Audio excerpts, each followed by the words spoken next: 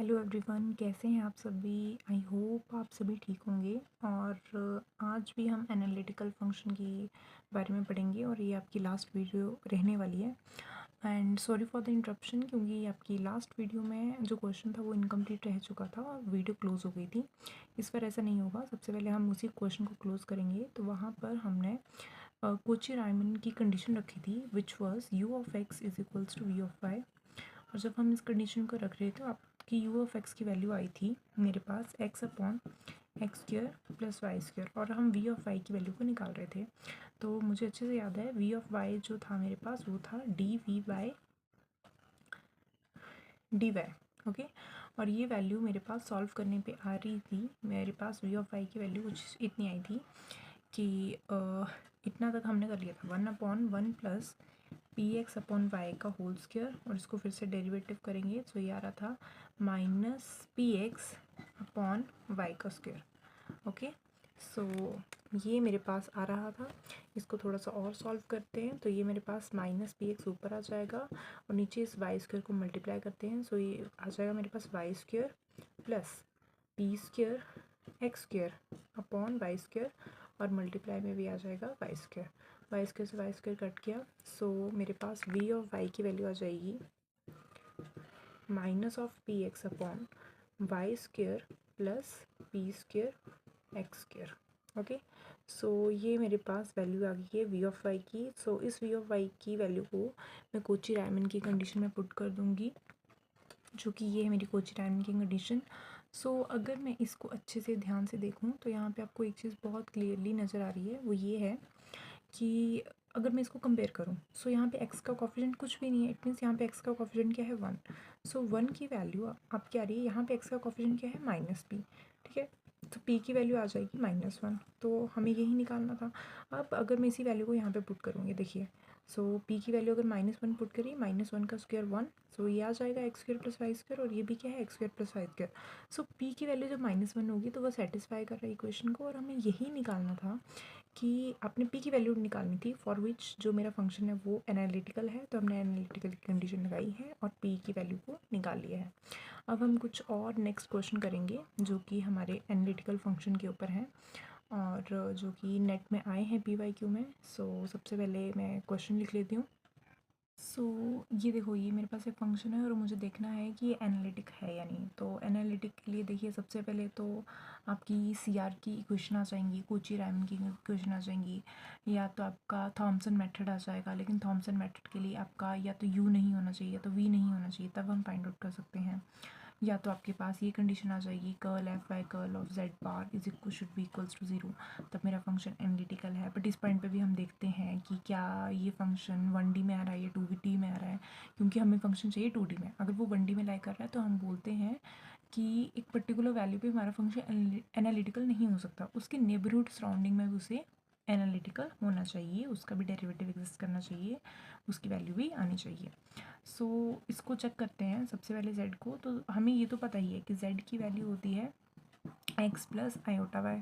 ठीक है, और z का मॉड ले लीजिए, तो z का मॉड क्या आ जाएगा, x square plus y square का अंडर रूट, और z का मॉड का अगर मैं स्क्वायर कर दूँ तो ये आ जाएगा x square plus y square. So ये वैल्यू आ रही है। ठीक है, और दूसरी तरफ अगर मैं इसको ऐसे लिख दूँ कि z का ये, ठीक है, ये क्या होता है हमारे पास, x माइनस आयोटा वाई। ठीक है, और अगर मैं z डॉट z बार कर दूँ, ठीक है, तो ये आ जाएगा x plus iota y into x minus iota y. ठीक है, सो ये कुछ बन रहा है a plus b, a minus b. So we have x square a square minus v square minus of iota y का whole square. So we have z dot z bar is equals to x square plus iota square is -1 and -1 is plus y square.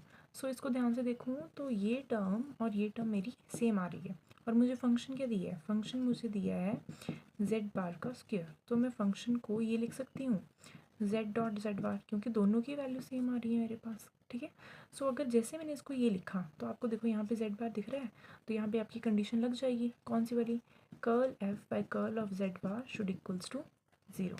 ठीक है, तो कर दीजिए इसको ज़रा derivative. सो ये आ जाएगा curl f by curl of z bar is equals to z. अब देखो ये मेरे पास सॉल्यूशन आ गया है, और अगर इसको एनालिटिकल होना है, सो एनालिटिकल होने के लिए यहाँ पे z की वैल्यू क्या होनी चाहिए, 0। ठीक है, फंक्शन को एनालिटिक होने के लिए मेरे पास z को क्या होना चाहिए इस बच्चे 0। लेकिन अगर देखिए मेरा z 0 होता है तो z 0 का मतलब क्या है, ये एक मेरे पास पर्टिकुलर पॉइंट आ रहा है। क्या आ रहा है, पर्टिकुलर पॉइंट। इसके नेबरहुड की बात नहीं हो रही है, पर्टिकुलर पॉइंट आ रहा है ना, इसके नेबरहुड की बात नहीं हो रही है। अगर नेबरहुड की बात नहीं हो रही है तो मैं क्या बोलूँगी, मेरा जो फंक्शन है वो एनालिटिकल नहीं है, क्योंकि जब हम नेबर की बात करेंगे वहाँ पे मेरा डेरिवेटिव एग्जिस्ट करना चाहिए, ये एक पर्टिकुलर वैल्यू नहीं आनी चाहिए, इसके नेबरहुड के भी पॉइंट्स को कंसीडर करना चाहिए, तभी मेरा फंक्शन एनालिटिक होता है। यही एनालिटिक की डेफिनेशन है। सो ये एक पर्टिकुलर पॉइंट आ रहा है, इसलिए मैं बोलूँगी ये जो मेरा फंक्शन था एफ ऑफ जेड, ये जो मेरा फंक्शन था दिस वन, ये मेरे पास एनालिटिकल नहीं है, नॉट एनीवेयर, ये कहीं पे भी नहीं है। ये एनालिटिकल सिर्फ एक पॉइंट पे था z इज इक्वल्स टू 0, लेकिन वहाँ पर भी नहीं है क्योंकि अपने नेबरहुड पॉइंट्स को कंसीडर नहीं कर रहा है। So function is nowhere analytic. So this one is a question, I think इसमें कुछ इतना डाउट का है नहीं, इसमें बस हमने थोड़ा सा ट्रिक करा है कि हमने z बार को अपने फंक्शन में लिखा है और बस वही ट्रिक लगा के हमने एफ जेड अपॉन जेड बार निकाल दिया है, और बाकी तो एनालिटिकल की डेफिनेशन ही लगी है। सो इतना हो गया है। अब हम नेक्स्ट क्वेश्चन करते हैं जो कि आया है आपके PYQ में। सो ये मेरा नेक्स्ट क्वेश्चन है जिसमें बोला है जो मेरा फंक्शन है एफ ऑफ जेड वो एक कांस्टेंट है। ठीक है, क्यों, entire function F of has a constant real part, उसका रियल पार्ट क्या है बच्चे, कांस्टेंट है। सो आप एफ ऑफ जेड के बारे में क्या बता सकते हैं, तो ये मैं आपको शॉर्टकट ट्रिक में पहले ही बताया था कि अगर किसी फंक्शन का रियल पार्ट कांस्टेंट आ रहा है, अगर किसी फंक्शन का इमेजिनरी पार्ट कांस्टेंट आ रहा है, अगर किसी फंक्शन का आर्गूमेंट कांस्टेंट आ रहा है, ठीक है, कुछ भी कांस्टेंट आ रहा है, तो हम उसको यही कंसीडर करते हैं कि हमारा जो फंक्शन है वो भी क्या होगा, एक कांस्टेंट। ठीक है, हमारा एक फंक्शन भी क्या होगा, कांस्टेंट। तो यहाँ से मैं डायरेक्टली लिख सकती हूँ date implies F of Z is a constant function. तो हमने सिर्फ यही लिखना है कि ये जो मेरा फंक्शन होगा वो भी एक कांस्टेंट फंक्शन होगा, और कुछ भी नहीं था, बस यही था इसका कि आपको फाइंड आउट करना है। तो हम यहाँ से लिख सकते हैं कि F of Z is a constant function. जिसको इस पॉइंट पे डाउट है वो मेरी प्रीवियस वीडियोस चेक कर सकता है, इसमें मैंने बताया है कि फंक्शन कांस्टेंट कब कब होता है, तो ट्रिक में बताया हुआ है मैंने एक। ठीक है, तो अब नेक्स्ट क्वेश्चन करते हैं हम। सो मुझे क्वेश्चन दिया है जिसमें मुझे फंक्शन का डिटरमाइन करना है कि वो एनालिटिकल है या नहीं। तो आई थिंक इससे ज़्यादा सिंपल क्वेश्चन तो कुछ हो ही नहीं सकता, क्योंकि आपको फंक्शन में खुद ही z का बार दिया हुआ है। सो इस फंक्शन को तो मैं डायरेक्टली लिख सकती हूँ, एनालिटिकल प्रूफ करना है, मुझे इसको ओपन करने की ज़रूरत ही नहीं। मैं x माइनस आयोटा y का स्क्वायर क्यों करूँ जब मुझे सिंपली दिख रहा है कि मुझे एफ ऑफ जेड की वैल्यू दी है z बार का स्क्वायर। तो एनालिटिकल का सिंपल सा आपको ट्रिक पता है, बस इसका डेरिवेटिव कर दीजिए, ऐसा आएगा 2z बार। ठीक है, अगर फंक्शन को एनालिटिक होना होता है तब कंडीशन क्या होती है, curl f by curl z should equals to 0। So इसका क्या मतलब है, 2z bar should equals to 0। इसका क्या मतलब है, z bar is equals to 0। z bar equals to 0 का मतलब है z क्या होगा, 0। और ये हमने अभी ही पीछे क्वेश्चन में डिस्कस करा कि z इज इक्वल्स टू 0 का मतलब है ये एक पर्टिकुलर पॉइंट पे एनालिटिकल है, इसके नेबरहुड को ये कंसीडर नहीं कर रहा है, इसलिए ये एनालिटिकल फंक्शन भी नहीं होगा। तो अगर इस क्वेश्चन के लिए मैं बोलूँगी मेरा फंक्शन एनालिटिकल नहीं है। ओके, सो आई थिंक ये तो सिंपल ही था। ठीक है, तो अब नेक्स्ट क्वेश्चन करते हैं। और नेट के मुझे जितने क्वेश्चन मिले थे वो अभी तक मैंने करवा दिए हैं, अब मैं गेट के क्वेश्चन करवाऊँगी जो कि आए हैं एनालिटिकल के ऊपर। सो ये देखिए मुझे क्वेश्चन दिया है जिसमें बोला है हमने m की वैल्यू को फाइंड आउट करना है, जिसमें मुझे किसी फंक्शन का रियल पार्ट दिया हुआ है, मतलब u की वैल्यू दी हुई है, इमेजिनरी पार्ट होता है v, real part is u। तो मुझे u की वैल्यू दी हुई है और फंक्शन भी एनालिटिकल है, जस्ट मुझे m की वैल्यू को फाइंड आउट करना है। तो सबसे पहले देखो, जब भी हमने बोला है तो यहाँ पे देखिए मुझे m की वैल्यू को फाइंड आउट करना है। तो देखिए मैंने बोला था जब भी हमें रियल पार्ट दिया होगा, एनालिटिकल दिया है, तो एक ही हमारी ट्रिक काम करती है और वो है मिलने थॉमसन थ्योरम। ठीक है, और जो कि क्या बोलती है, जो कि डायरेक्टली अगर u की वैल्यू दी है ना तो हमें एफ डैश ऑफ z की वैल्यू को मिल जाती है। ठीक है, हमें एफ डैश ऑफ z की वैल्यू मिल जाएगी, साथ में मेरा फंक्शन एनालिटिकल है। देखो एनालिटिकल दिया है, एनालिटिकल का मतलब क्या होता है, u of x is equals to v of y, ठीक है।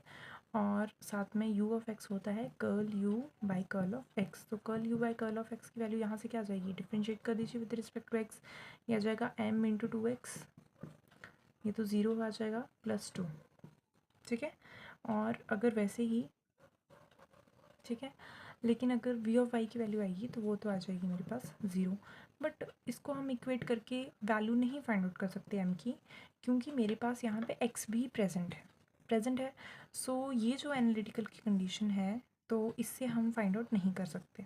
अब सेकंड मेथड पे जाते हैं, तो फर्स्ट मेथड था एनालिटिकल की कंडीशन का जो CR का था, ठीक है। अब सेकंड मेथड पे जाते हैं जो कि है थॉमसन वाला मेथड। सो थॉमसन मेथड को मैं लिखूँगी, देखिए थॉमसन मेथड के लिए मेरे पास आ जाता है f dash of z is equals to u of x at z comma zero minus iota u of y at z comma zero.